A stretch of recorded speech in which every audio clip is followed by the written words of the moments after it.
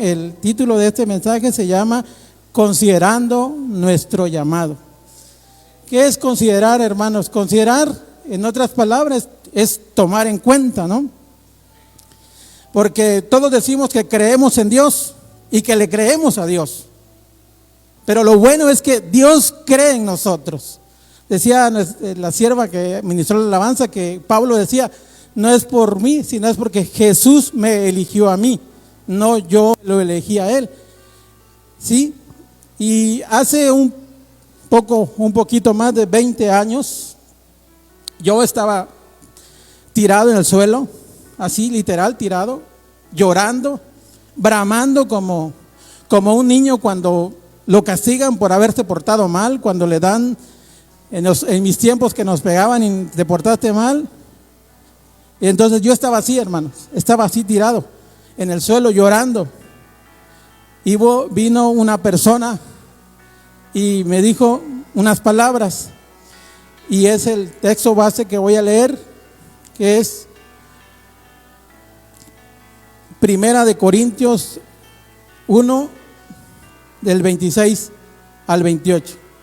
Dice: sino que lo necio del mundo escogió Dios para avergonzar a los sabios, y lo débil del mundo escogió Dios para avergonzar a lo fuerte, y lo débil del mundo y lo menospreciado escogió Dios, y de lo que es para deshacer lo que es.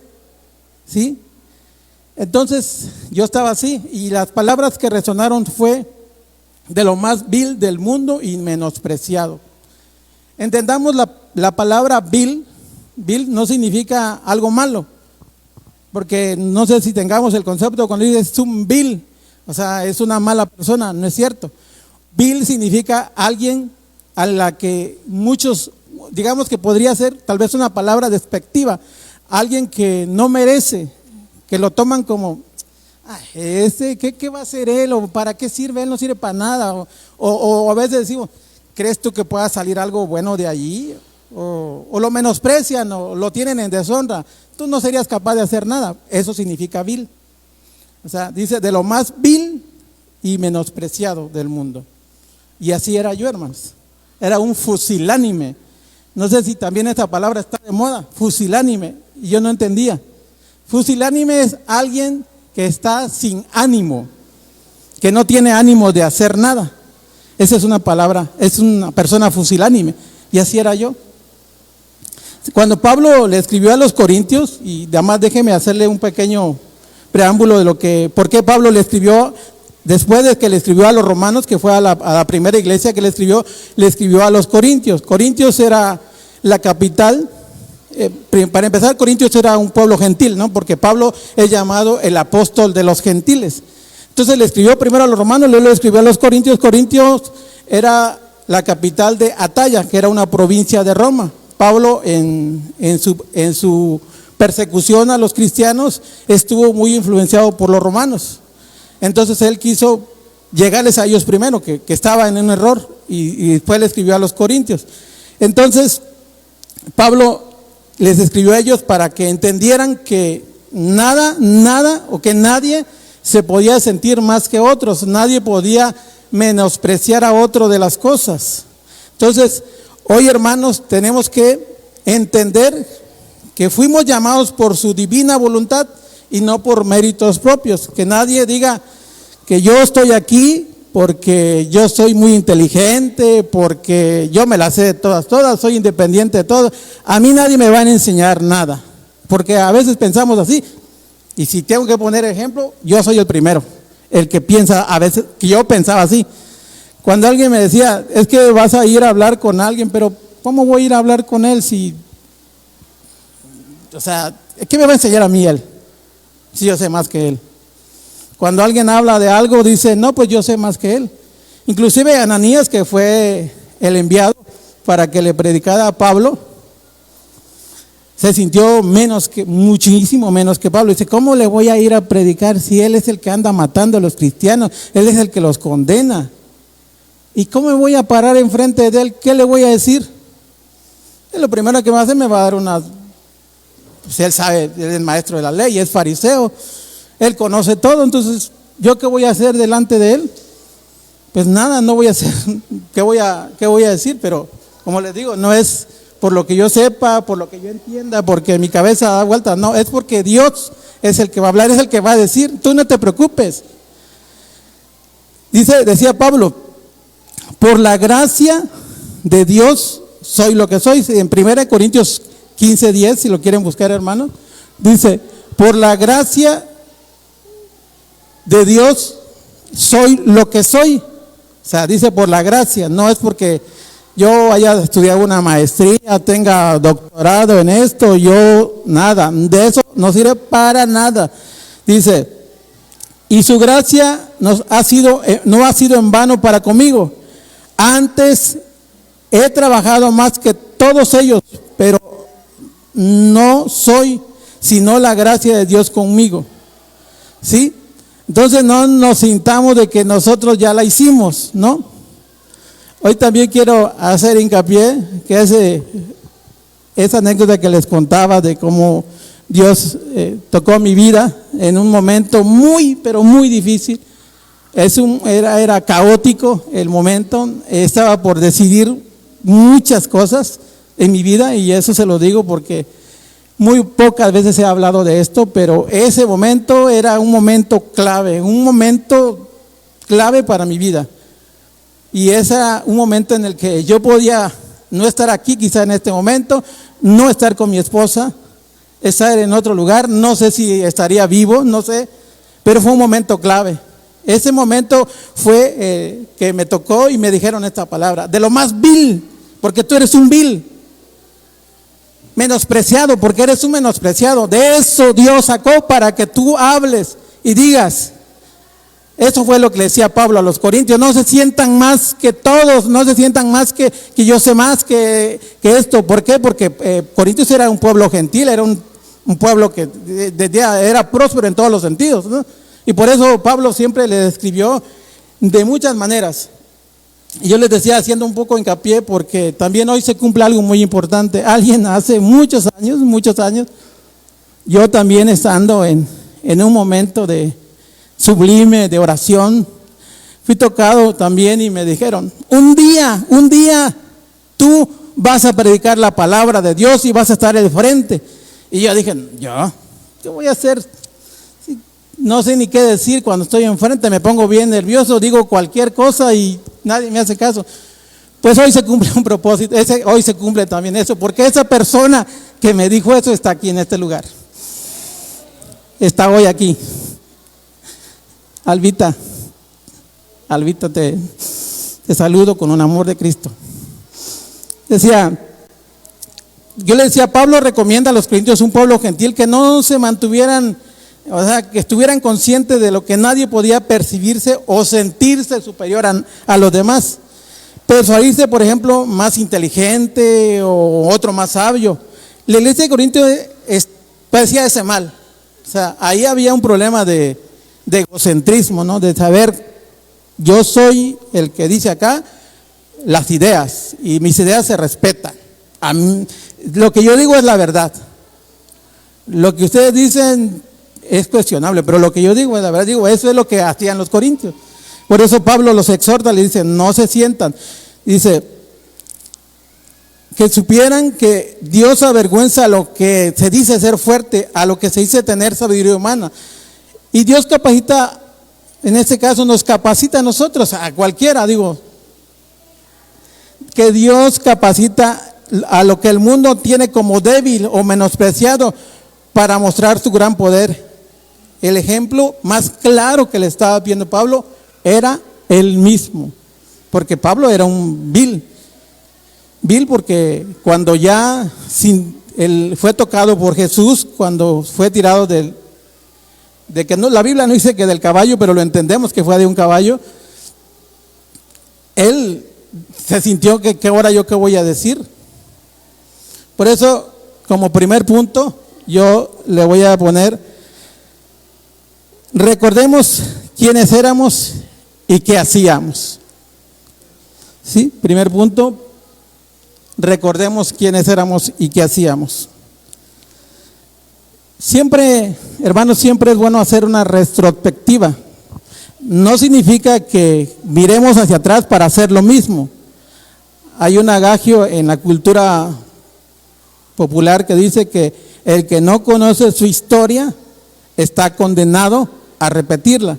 No en ese sentido, hermanos, sino que veamos qué es lo que hemos hecho mal para hacerlo bien. A mí me pasa normalmente, hace unos días que íbamos a la casa de la hermana Irene a una reunión, yo me fui, dije, me voy a meter por otro lado para llegar más rápido, y les voy a ser sincero, me perdí. No sabía ni por dónde andaba, dije yo, ¿por qué no es por acá? ¿Y qué no es esta calle? Y de verdad que paré el carro y dije, ¿dónde estoy? De verdad me pasó que yo no sabía, y gracias a Dios que siempre hay una dirección, ¿no? Es que no es por aquí. Me paré y regresé a donde siempre me iba. Regresé y llegué al destino, que era la casa de nuestra hermana. Pero esto es algo que me pasó, pero es algo que nos pasa en la vida. Siempre nos pasa eso. ¿Por qué? Dios, hermanos, tenemos que entender que Dios no nos dice verdades a medias. Que nosotros le buscamos la vuelta a las cosas, eso sí es cierto. Nosotros que somos padres, a veces le decimos a nuestros hijos, a ver, ve, quiero que ahorita limpies tu cuarto, haces bien. ¿Y qué nos dicen nuestros hijos? A veces, sí, espérame, es que estoy haciendo mi tarea, es que tengo algo que, y ahorita que termine lo voy a hacer. Y a veces se pasa todo el día y no lo hacen. Y eso es lo que nosotros hacemos cuando Dios nos da una orden. Le buscamos la vuelta. No hacemos, porque Dios, le digo, a Dios con Dios no puedo negociar. O a veces tenemos la costumbre, y disculpan que lo diga, la mala costumbre de decir, es que yo le voy a pedir a Dios que me cambie esta parte de mi vida, voy a negociar con Él. Si Dios me cambia esto, pues yo prometo que voy a hacer lo otro. O sea, con Dios no podemos negociar. Dios nos da una orden y la orden se cumple. Se cumple. No es que le demos vueltas. O sea, nosotros somos los que desobedecemos. Y gracias a Dios que estamos, ahora sí que por la gracia, dice Pablo, por la gracia de Dios, estamos aquí porque Dios nos perdona. Si no fuera por nuestro Señor Jesucristo, ya estuviéramos consumidos, hermanos. Como le decía, Pablo era perseguidor, porque en este momento hay veces en nuestra vida que aparentemente todo lo tenemos claro. Y eso se los voy a contar parte de, como le decía, de mi testimonio. Antes de que yo conociera la palabra y que Dios tocara mi corazón, porque hay algo que dicen, es que el hermano ya se convirtió. Así, al menos donde yo vivía, había muchas iglesitas y ya escuchaba, es que el hermano ya se entregó, es que el hermano ya se convirtió. Y ahora que digo, ¿ya se convirtió en qué? ¿En qué se convirtió? Si yo lo veo igual hasta peor. ¿En qué se convirtió? Entonces no se convirtió en nada, al contrario. Yo le decía porque cuando yo antes de esto, yo sí de verdad, hermanos, se los digo, fui alcohólico. Me pasaba 3 o 4 días a la semana y no podía vivir sin tomar alcohol. Eran día jueves y yo estaba con una ansiedad en el buscando, abría el refrigerador y no había lo que yo quería en ese momento y me ponía bien nervioso y luchaba, no quiero, pero ahorita vengo, ya no aguanto y voy, y eso me controlaba, entre comillas me controlaba. Y luego, pues, otra cosa que quiero decirles, hermanos, yo provengo de una familia disfuncional, y voy a aclarar lo que quiere decir disfuncional, porque a veces entendemos los conceptos. Disfuncional es algo que no funciona, no tanto de que el papá y la mamá estén separados, porque eso es lo que se entiende, ¿no? Es que mi papá y mi mamá se separaron y ya vengo de una familia disfuncional. No, a veces los papás pueden estar juntos, pero pueden estar juntos acabándose. Entonces yo vengo de una familia disfuncional porque mi papá, yo estuve, gracias pastor, crecí en una familia en la que mi papá era, voy a decir que el patriarca, ¿no? Lo que decía mi papá se hacía, así fuera bien, bueno, que era muy poco lo bueno, pero que era malo y muy malo, o sea, no medio malo, muy malo. Vi cuando mi papá una vez recogió un ladrillo, y era un ladrillo fuerte, grande, y se lo aventó a mi mamá a una distancia como de 3 metros. Si mi mamá no recoge una cubeta y desvía el golpe, mi papá hubiese matado a mi mamá. Y mi papá se sentó como que sin nada, tranquilo, y mi mamá tirada sangrando. Le metieron 14 puntos a mi mamá en la cabeza. Y él se sentó como que no pasó nada. Y yo estaba ahí viéndolo. Dije, que así es mi papá. Y yo no quiero, cuando esté grande, yo voy a tener mi familia, espero en Dios que lo tenga. Decía en ese momento, yo ya conocimiento de las cosas, tenía yo 10 años. Nadie me pudo contar nada más drástico, nada más, se le puede decir, dramático que eso. Y yo le decía, llegaron mis hermanos, vieron a mi mamá que ya la estaban curando, y mis hermanos más grandes con un gran coraje contra mi papá. Un hermano le quiso pegar a mi papá y el otro hermano le dijo, no le puedes pegar porque es nuestro padre, él nos engendró. Y de verdad que yo en ese momento sí tenía ganas de pegarle a mi papá. Yo quería agarrar algo, agarrar un leño, lo que estaba ahí, darle su garrotazo a mi papá, porque miré a mi mamá que estaba ahí tirada, sangrando. Y mi papá, tranquilo, como si nada. Se lo digo como testimonio, hermano, si no le guardo absolutamente nada de rencor a mi papá, porque Dios transformó mi vida.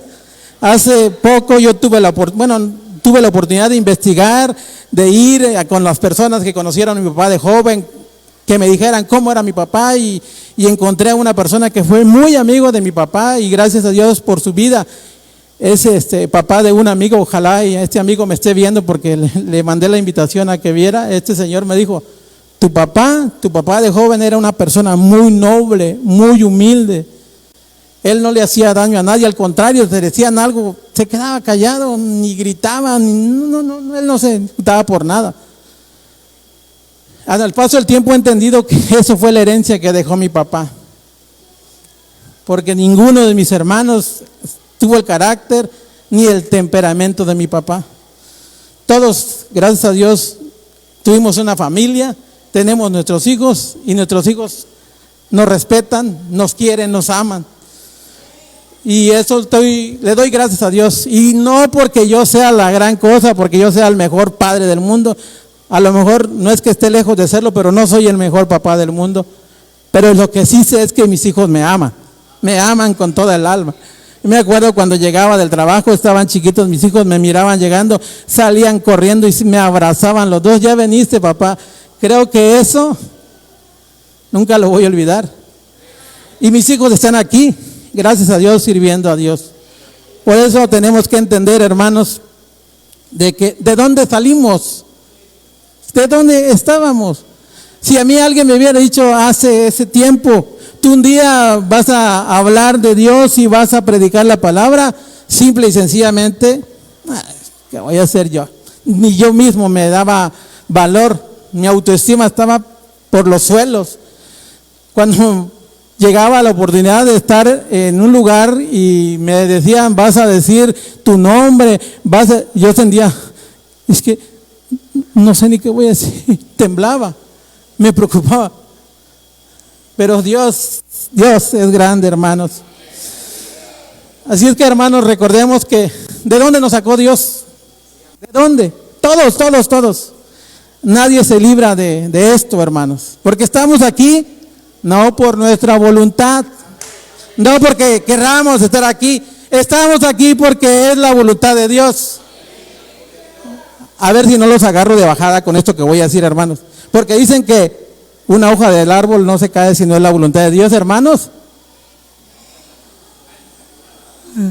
¿Lo dice la palabra? Ah, no, ¿verdad? ¿Qué dice la palabra? Que su voluntad es agradable y perfecta. Eso es lo que dice la palabra, hermanos. Así es que recordemos, como segundo punto, hermanos, recordemos el día que llegó nuestro llamado en Cristo Jesús. Pablo es tocado por el Espíritu Santo, como les comentaba, y vamos a leer el capítulo 9 de Hechos, del 4 al 5, dice: y cayendo en tierra oyó una voz que le decía: Saulo, Saulo, ¿por qué me persigues? Y dijo: ¿quién eres, Señor? Y le dijo: soy Jesús, a quien tú persigues. Dura cosa te es dar coces. Coces. ¿Han escuchado esa palabra, hermanos? Coces. Por eso yo la puse en amarillo, coces. Y yo lo busqué, investigué. Coces, dices, es un golpe violento hacia atrás que dan los caballos cuando le dan patadas hacia atrás. No sé si algunos han tenido de vivir en algún rancho o han visto cómo a veces cuando los caballos están, ahora sí como ariscos, y los te acercan y empiezan a dar patadas, y el que le agarre, eso quiere decir coces, y eso fue lo que le pasó a Pablo. ¿Sí? A todos los que Dios escoge, sin importar los tiempos y las circunstancias. Yo le decía, a todos nos llega nuestro momento, a todos. Sí, porque no estamos aquí porque me cae bien el hermano, porque me invitó, voy a ir y voy a estar yendo. Me dio mucho gusto el testimonio, ella nos ha contado nuestra hermana Corita, Dios le bendiga, que decía que ella venía acá porque voy a ir porque mi hija me dijo, y para no quedarle mal a mi hija, pero de una vez les digo, sí está bien, lo voy a escuchar, pero que yo me vayan a decir ahí que yo me acepte, no lo voy a aceptar. Después dijo, bueno, está bien, pero eso de que yo me bautice, no. ¿Y qué pasó, hermana? Entonces, intentamos que no es porque nosotros estemos aquí. Dice, todos los que Dios escoge, sin importar los tiempos y las circunstancias, a todos nos llega el momento. A Pablo le llegó, como a los que estamos hoy caminando en el camino estrecho. El día llegó y nosotros hemos venido esta mañana, porque de sobra está decir, hermanos, creo que hemos escuchado muchísimas veces esta frase. Perdón. Que Dios no es un Dios de causalidades ni de casualidades, porque alguien dice, es que por causa de tal o de esto, o qué casualidad que ahora vino. No, Dios es un Dios de propósitos, y el propósito de Dios se cumple, tarde o temprano se cumple. Imagínense aquel hombre que estaba en el templo, que llevaba 38 años paralítico, así, y que llega Jesús y le preguntan sus discípulos y sus apóstoles, ¿por qué está así este hombre? ¿Quién pecaría, él o sus padres? ¿Por qué está así? Algo malo ha de haber hecho, porque eso es lo que nos pasa a nosotros. Es que el hermano está así porque se portó mal, algo malo hizo, y sus hijos no lo respetan porque él hizo algo indebido, o los vecinos lo tienen entachado por esto porque algo malo. Pero Dios nos tiene, dice que para Dios todos somos buenos. Les decía, no es que nosotros creamos en Dios, porque sí creemos en Dios y porque sí le creemos a Dios, algunos. Pero lo importante es que Dios cree en nosotros, no es que nosotros creamos en Dios. Más que nada, Dios cree en nosotros. Entonces, a todos nos llega esta oportunidad de acercarnos, porque Dios nos tiene aquí. No es ninguna casualidad o alguna causalidad que Dios esté. Algunos pueden pensar que vienen por una causa. Yo he estado en iglesias, en otras iglesias, no en esta, y se lo digo sinceramente, en la que dice, hay que llevarlo al hermano a la iglesia porque va a orar el pastor va a orar y va a sanar de esa dolencia o de esa enfermedad que tiene. Y es una causa, pero en realidad no es una causa, y va a sanar si es el propósito de Dios. Y si no es el propósito de Dios, así vaya con el más ungido, no se va a sanar porque no es la voluntad de Dios, porque Dios es el que hace la obra. Por eso Pablo decía, a ver, nadie se esté jactando de aquí de que yo soy más que tú o más que otros. Todos somos iguales ante Dios. Por eso el punto 3 yo le digo, valoremos y disfrutemos nuestra vida plena en Cristo. ¿Qué es una vida plena, hermanos? ¿Qué entendemos por pleno? Cuando Jesús hablaba con los apóstoles, habló sobre las bienaventuranzas. Y dice que bienaventurado significa estar 3 veces feliz. O sea, 3 veces soy pleno. Y cuando Jesús empezó a hablar, les dijo, bienaventurados los pobres, los que tienen hambre, no les dijo cosas que, bienaventurados los que son ricos, bienaventurados los que no les falta nada. No habló de esas bienaventuranzas. O sea, lo que Jesús le estaba diciendo es que fueran plenos en esas circunstancias, en las que no tenemos, en las que nos falta. Porque muchos entendemos que la felicidad viene en la medida que no nos hace falta nada. Un estudio de la Universidad de Harvard, que es una universidad muy prestigiosa, de hecho es la segunda más prestigiosa del mundo, le llevó 80 años, y era solamente una pregunta a las personas: ¿qué los hace felices? Y pues como ha habido cambios, ustedes saben, nosotros por ejemplo venimos de la época en la que no existía el internet, en la que salíamos a jugar, hacíamos muchas cosas sin el internet. Ahora el internet ya es parte de nuestra vida. Si no tenemos internet, una familia que no tiene internet en su casa está así como que, ¿qué hacemos? No hay nada que hacer, no hay Netflix, no hay YouTube, ¿qué vamos a hacer? Y como que nos sentimos así como que algo nos falta, ¿no? Digo, si estoy diciendo algo que no es cierto, no me digan amén. Pero si es cierto, digan amén, hermano, porque así es. Entonces, ese estudio arrojó que las personas no llegan a ser 100% felices. O sea, 80 años. Empezó en 1938 el estudio y terminó en el 2018. Porque se cansaron de a ver si llegaba alguien que les decía que era pleno en totalidad. Por supuesto que la encuesta no se la hicieron a personas cristianas. Se le hicieron a una persona que decía, pues yo soy feliz siempre y cuando no me haga falta nada, que mi casa tenga alimento, que mi casa tenga salud, que mis padres vivan bien, que haya respeto, que todo. Y después ya con el tiempo, no, pues que tenga buenas relaciones sociales, que tenga un buen ámbito y que me lleve bien con las personas. Que tenga algo en mi casa, que no me falte comida. Y normalmente la mayoría de las personas que les preguntaron decían que si económicamente estaban bien, pues podrían ser más aptos para ser felices. Pero si les hacía falta algo, que estaban limitados en algo, pues eso no los hacía plenos. Ahora yo pregunto aquí, imagínense que yo soy parte de la universidad y estoy preguntando lo mismo. Hermanos, ¿aquí somos felices? ¿Somos plenos? ¿O nos falta algo? Nos falta algo. Díganlo. ¿Somos felices o nos falta algo? Hay un presidente que fue presidente, ahorita ya no lo es, que es muy inteligente para responder las preguntas que le hacen. El presidente José Mojica fue presidente de Uruguay, y una vez le preguntaron a él por qué vivía de una manera pues, tranquila, digamos, ¿cómo le llaman? Austera, era la palabra que le preguntaron. ¿Por qué vive usted de esta manera austera? Y él respondió, porque no me hace falta nada. No, pero usted y él era presidente en ese tiempo, usted siendo presidente de una nación, podría vivir en una casa más lujosa, con buen carro, sus hijos.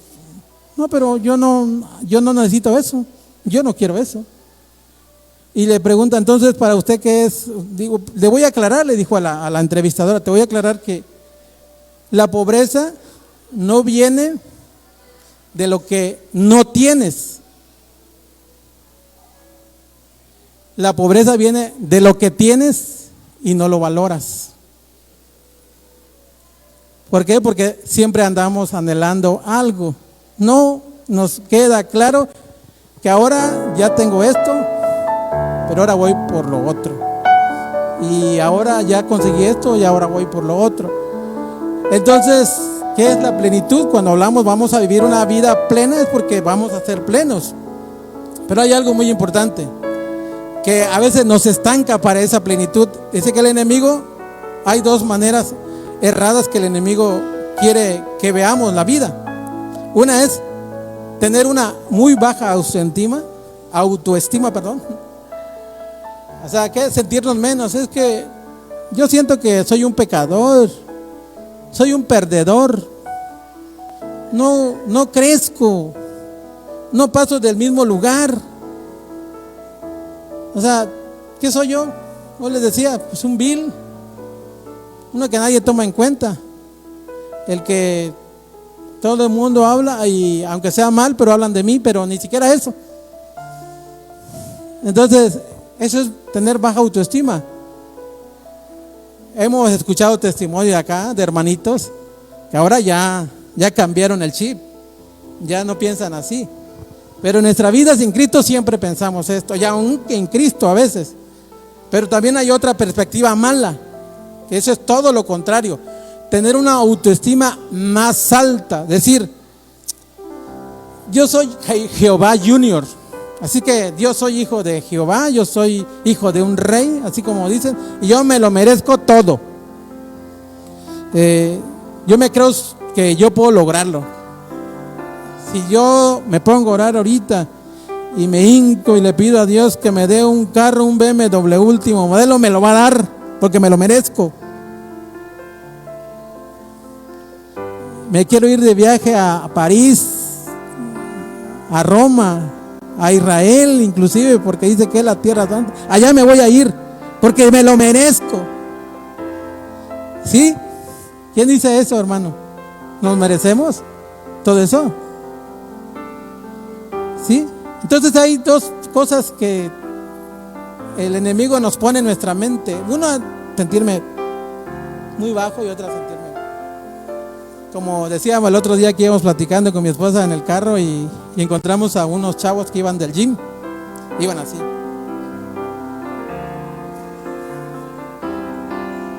Y eso dice mi hija, bueno, ¿por qué será que los que van al gym se sienten la gran cosa solo porque van al gym? Y de verdad, no sé si lo han visto ustedes, pero quedan viendo a las personas así. Y hasta publican en sus redes sociales, aquí en el gym, aquí haciendo ejercicio. Y todo, sí, qué bueno, sigue, échale ganas, tú puedes. Esa filosofía barata, ¿verdad, hermanos? No sé si les ha pasado. ¿Quién publica? Si yo ahorita agarro mi teléfono, me voy a comer, no sé, a un restaurancito ahí, y me como unos huevitos, no sé, con jamón, chorizo, no lo voy a publicar, ¿verdad? Pero voy a ir a, no sé, al Beats o al Sambors, aquí casual, comiendo caviar, comiendo bueno, a mí me gustan los maquis son como que menos, pero de lo más. Y aunque apenas lo paguemos con la tarjeta, y la deuda me va a crecer todo el año, ¿verdad? Decía una persona, pagué un desayuno, el desayuno más caro de mi vida, que todavía tengo un año y no le termino de pagar, porque lo pagué con la tarjeta. Y estoy haciendo los pagos todavía. Hermanos, ¿qué es sentirse pleno? O sea, el mensaje es considerando nuestro llamado. ¿Qué quiere decir? Que tomemos en cuenta dónde estamos, qué somos, de dónde Dios nos ha sacado y cómo es que Dios nos tiene acá en este lugar. Cómo es que hoy estamos aquí para decir que no somos nada, pero absolutamente nada sin Dios. Nada. Aunque nos creamos que, como dice el pastor, y yo siempre estoy en todas las cosas, cuando dice, es que ya viene el doctor, háganle paso, por favor, si tienen el lugar, ya viene el abogado. No, pero dice, allá se quedó su título, su maestría, su doctorado, ya se quedó. Aquí es el hermano. Aquí todos somos iguales, hermanos. Entonces recordemos, hermanos, como le digo, que lo vil o viles, eso éramos todos. Para Dios todos podemos manifestar la gracia de Dios de ser restaurados. Restaurados. Me llama la atención esa palabra, hermanos. ¿Qué quiere decir restaurados? Es como cuando está uno en su tablet, en su teléfono o en la computadora, que no funciona. ¿Qué lo dicen? Reiníciala para que funcione. ¿Por qué? Porque ya como que ya se les saturaron los datos o ya mejor hay que reiniciar. Bueno, eso es lo que nos pasa en nuestras vidas. O sea, llegamos a un punto en que ya tenemos tantas cosas en nuestra cabeza, en nuestra mente, y que hay momentos en que no sabemos ni qué hacer, ni qué decir. Entonces hay que restaurarnos, es decir, que reiniciamos. Apaga, reinícialo. ¿Y qué hace cuando se reinicia? ¿Quiénes son los que son los expertos en esta materia? ¿Qué pasa? Creo que Luis sabe más que Abdi y Cristian. ¿Qué pasa cuando se reinicia un equipo? Se libera, se limpia, se limpia la memoria. Entonces lo que necesitamos es como que, así como en la mañana nos levantamos y lo primero que hacemos es ir a lavarnos los dientes. Qué bueno sería que en la mañana, en lugar de lavar nuestros dientes, también nos laváramos nuestro cerebro. Y aquí tacar todo, ya está limpio. Ahora sí, vamos para adelante. Pues es lo que quiere Dios de nosotros todos los días, hermanos. ¿Sí? Queremos, dice en 1 Corintios 6:11, y esto erais algunos, mas ya habéis sido lavados. ¿Qué estamos hablando? ¿De qué estamos hablando? Lavados. Ya habéis sido santificados. Ya habéis sido justificados en el nombre del Señor Jesús y por el Espíritu de nuestro Dios.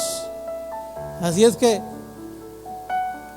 el mensaje, hermanos, es que entendamos y consideremos que estamos aquí porque Dios nos ha llamado.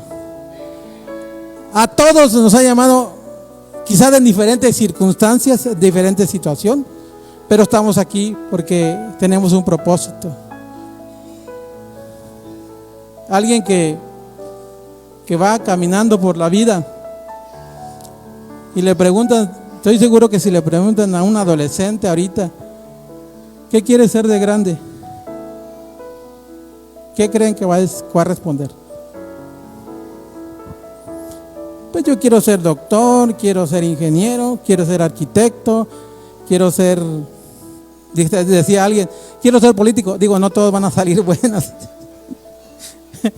Pero nadie quiere decir, yo me voy a trabajar. Y de verdad, hermano, se lo digo con todo respeto, no es porque quiero ser taxista, nadie le va a decir eso, ¿eh? Es un trabajo honrado. O quiero ser el que haga la limpieza allá en una fábrica. O alguien de los adolescentes creen que les diga y les responda eso. ¿Creen que haya alguien que les pueda responder eso? No, ¿verdad? Van a tener expectativas altas.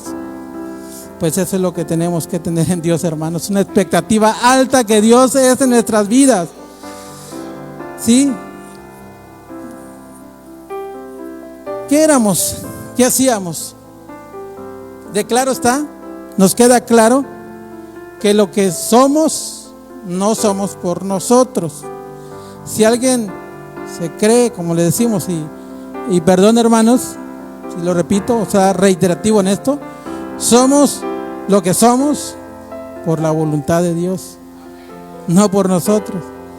Entendamos hermanos, y quisiera que por lo menos decía un pastor que nos contaba una anécdota de que lo había mandado a una misión en un lugar que fue en África, de que había regresado como que no pude lograr lo que yo quería, según él, de que hubiera mucha gente que aceptara a Cristo como su Salvador, que hubiera muchas almas entregadas a Cristo.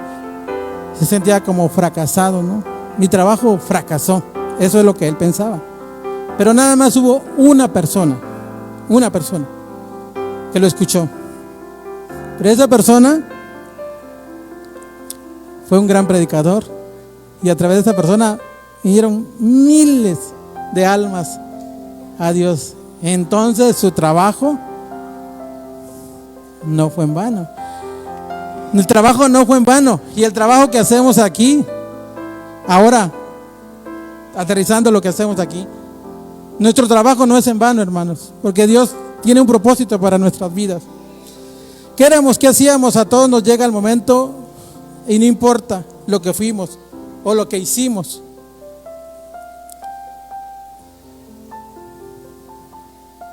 Es bueno y sano recordar nuestros orígenes, de dónde Dios nos sacó, como les decía, como una retrospectiva, a ver qué hicimos. Dice la palabra también que la gloria postrera, o sea, lo que viene, es mejor que lo que fue. ¿Por qué? Porque a veces también nos pasa esto. No, que yo cuando estaba joven hacía esto, hacía el otro, yo hice un montón de cosas y vivimos recordando lo que hicimos. ¿Y de qué nos sirve? O sea, ahorita ya estamos aquí, y si fuimos buenos, bendito sea Dios, aleluya. Pero si no fuimos buenos, bendito sea Dios, aleluya, porque hoy estamos aquí, hermano. Gracias, porque yo les decía que hoy se cumple un anhelo en mi corazón, y yo pensaba en mí, y no me podía quitar estas ideas de la cabeza. ¿Qué voy a decir? Yo a veces no sé, digo muchas cosas que no traen sentido, me voy a poner a hablar, pero cabezón, no eres tú. El que va a hablar es Dios, el que va a hablar es el Espíritu Santo, hermanos. Es el Espíritu Santo que hoy dice, hermanos, levantémonos, que no importa de dónde hayamos salido, no importa dónde hemos estado, Dios tiene un plan perfecto para nosotros. Dios es bueno y misericordioso, hermanos. Entendamos esto. El día de hoy tenemos que entender, yo decía, tiene que haber algo para que alguien tenga que entender. Y si en este momento, hermano, yo quiero, por favor, que nos pongamos de pie. Vamos a orar y vamos a pedirle a Dios. Si en alguien que no ha entendido su propósito, o que no haya considerado su llamado, del que por qué Dios lo sacó, podemos orar, Padre, y pedirle a Dios con nuestro corazón, genuinamente, porque muchas veces oramos y a veces decimos, ¿por qué Dios no escucha mi oración? ¿Por qué le pido tantas cosas que cambien en mi vida? Y yo siento que no avanzo. Pero, hermanos, esos pensamientos no son de Dios. Esos pensamientos son míos. Dejemos, hermanos, que el Espíritu Santo haga la obra en nuestras vidas. Que el Espíritu Santo, Señor, redarguya y que entendamos que fuimos llamados, Señor, por la voluntad de Dios, no por nuestros méritos. Bien, hermanos, vamos a orar. Yo te doy gracias.